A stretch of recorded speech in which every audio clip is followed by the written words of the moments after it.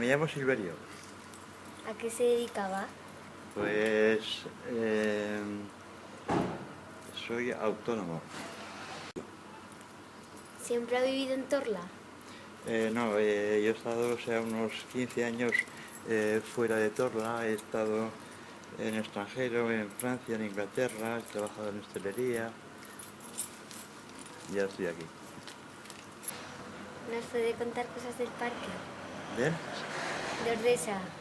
pues el Parque Nacional de Ordesa es muy bonito, eh, sobre todo para, o sea, para los nativos y para la gente que viene de fuera.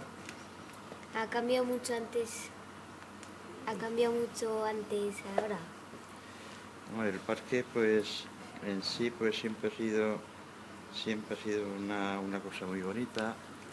eh, para la gente del pueblo y la gente de fuera. eh, sí, Gracias. de nada.